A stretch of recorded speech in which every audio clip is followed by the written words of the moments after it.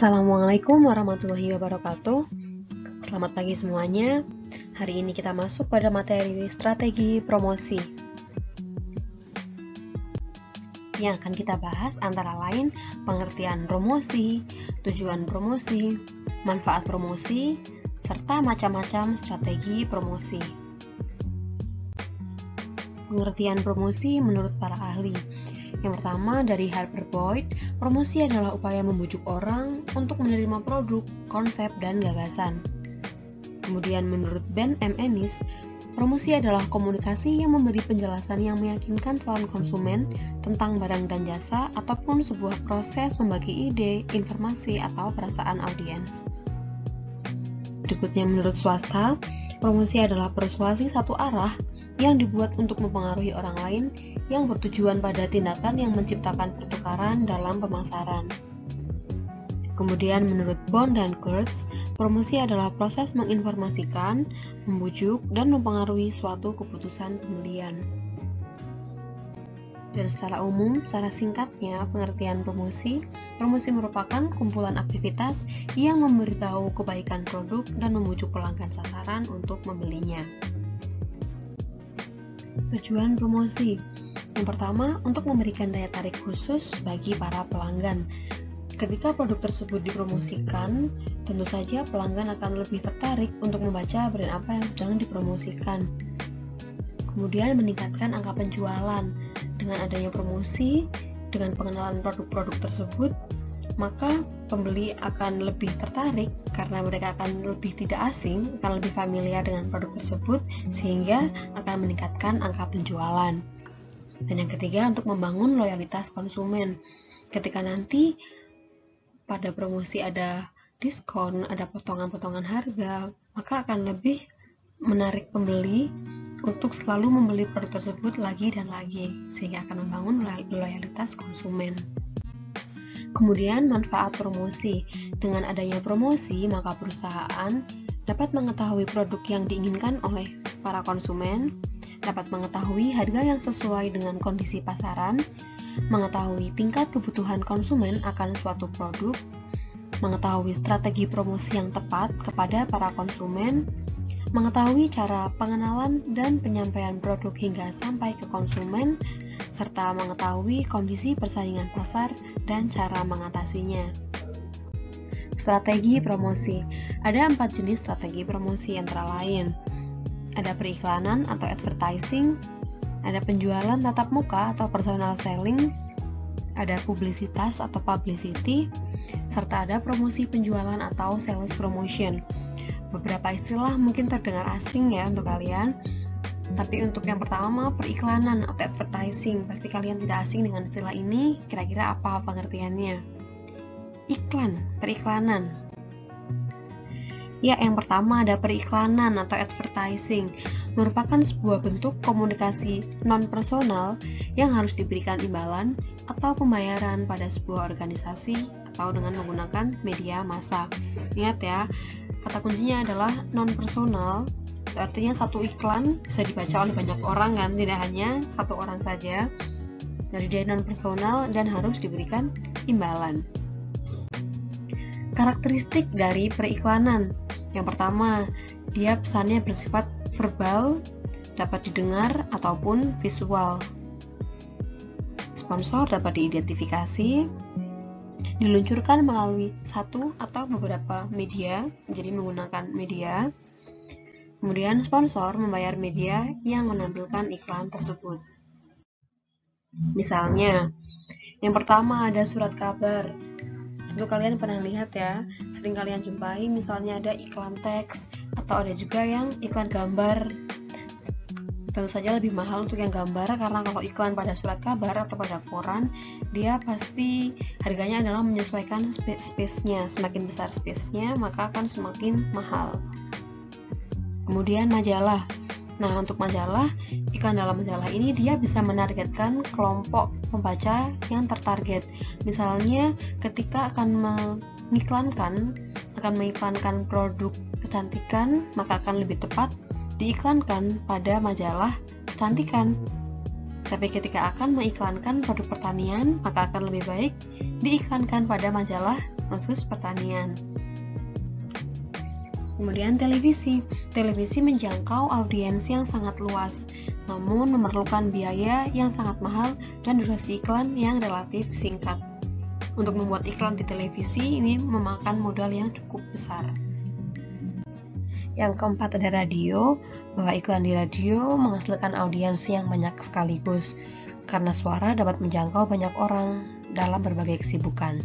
Namun iklan yang hanya mengandalkan suara ini mudah untuk dilupakan karena tidak ada visualnya, sehingga akan lebih baik ketika iklan di radio diputar berulang-ulang untuk memberikan ingatan yang lebih baik kepada pendengar. Outdoor dan transit. Iklan ini yang sering kalian temukan di jalan raya, stasiun, maupun tempat umum yang lainnya. Misalnya billboard yang biasa dipasang di jalan raya. Semakin besar ukuran billboard serta semakin strategis lokasinya, maka harga billboard tersebut pasti akan lebih mahal. Lalu ada online atau digital marketing.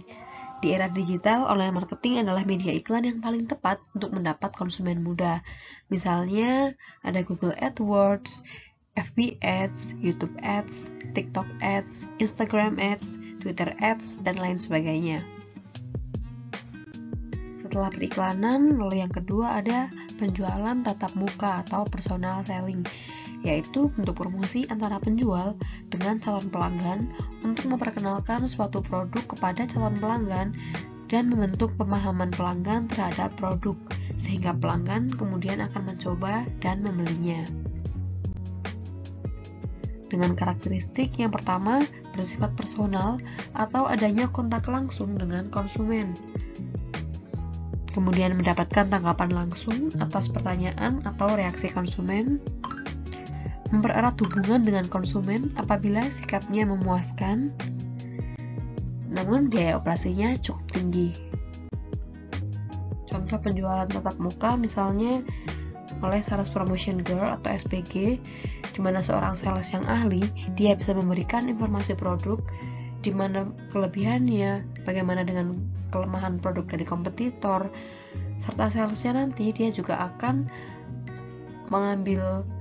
mencari informasi tentang bagaimana reaksi dari para konsumen yang akan dijadikan feedback untuk kemajuan perusahaan tersebut.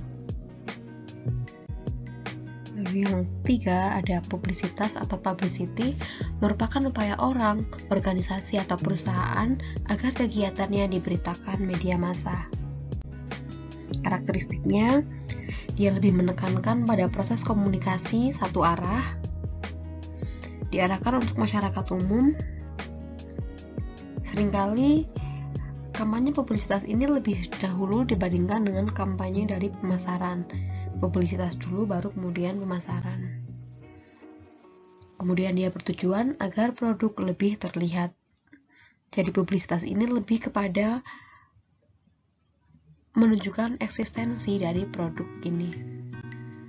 Misalnya publisitas pada sebuah acara pada Junior Basketball League Indonesia atau JRBL diadakan oleh Bank BRI, yang secara tidak langsung dia mempromosikan tabungan junior dari Bank BRI.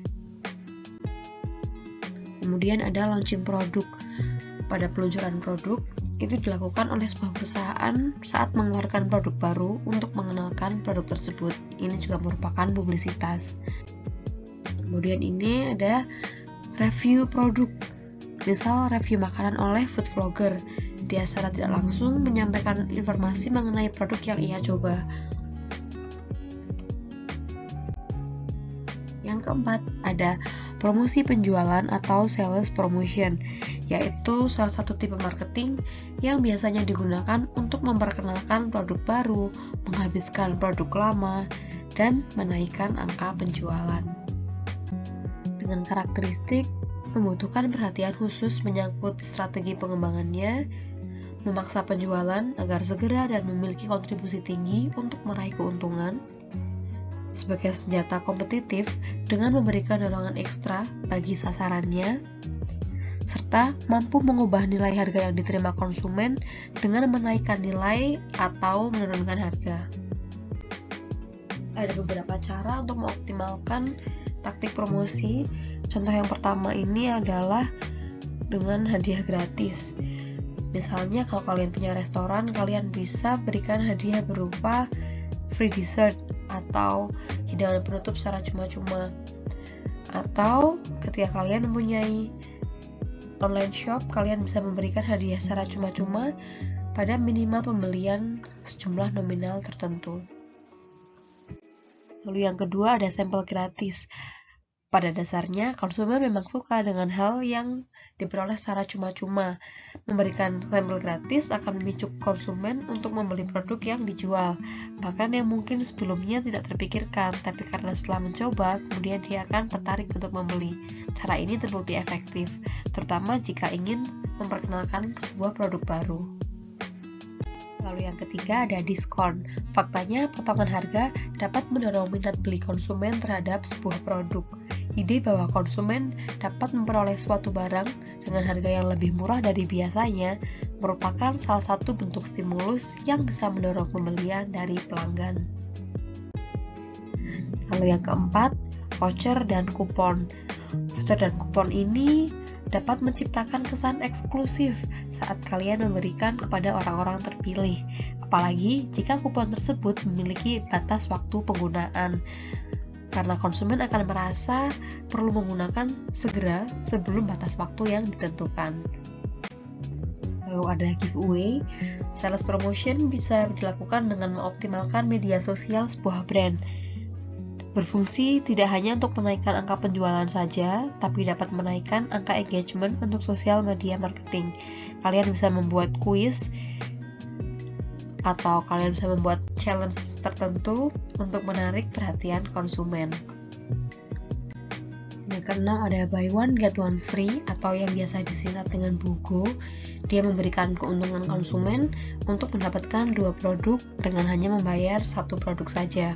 Ini juga cukup efektif karena sangat menarik. Ketika masuk toko langsung membaca buy one get one, ini akan langsung menarik perhatian bagi calon pelanggan. Nah, ternyata cukup banyak ya macam-macam dari strategi promosi ini, mulai dari advertising, personal selling, publicity, hingga sales promotion. Dan saya harap kalian juga bisa menyebutkan contoh-contoh yang lain di luar contoh-contoh yang saya sebutkan. Mengenai materi ini, apakah kalian sudah mengerti? Kemudian untuk lebih lengkapnya, kalian bisa cek video berikutnya yaitu mengenai promosi via sosial media. Dan saya harap kalian paham dengan materi yang saya sampaikan hari ini. Terima kasih atas perhatiannya. Saya akhiri. Wassalamualaikum warahmatullahi wabarakatuh. See you next week.